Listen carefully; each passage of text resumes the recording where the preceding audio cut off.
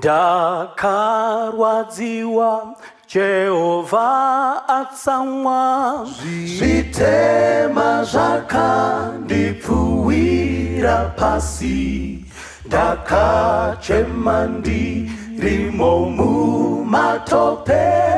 tenzi akandiburitsa kunzezve iye andiburitsa mumatope iye andimisa ini padombo nasi andipariyo mumoyo rekukuza haleluya andimisa padombo pedyo naye matsiko angu asimbiswa pano andizomboputikindiri pano domirira ndizopfeka chiremba iye andiburitsa mumatope iye andimisa ini padombo nasi andipariyo mumoyo rekukuza haleluya andipariyo rutsva rerukudzo doru imba usiku nesikati moyo wangu wazara nerufaro ndichazokudza mununuri wangu Jehova andiburitsa mumatope iye andimisa ini padombo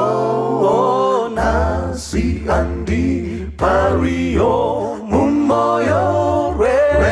rekukuza haleluya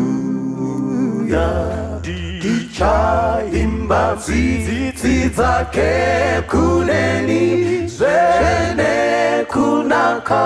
kwake kune vese ndichazoimba ruponeso kwese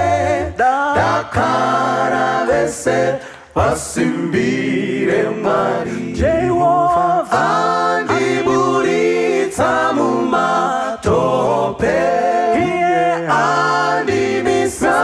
ini padombo nasi andipariyo mumoyo rekukuza haleluya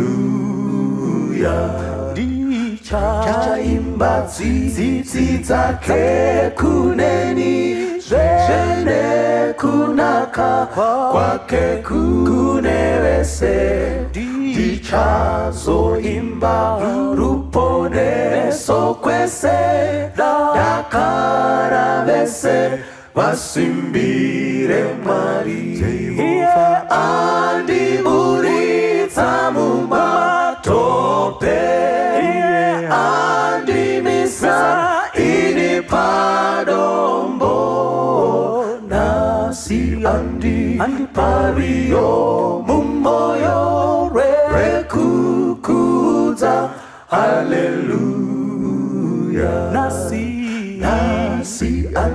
andipariyo mumoyo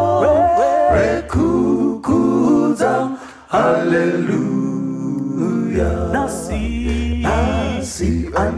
andipariyo mumoyo rekukuza haleluya nasi andipariyo mumoyo rekukuza haleluya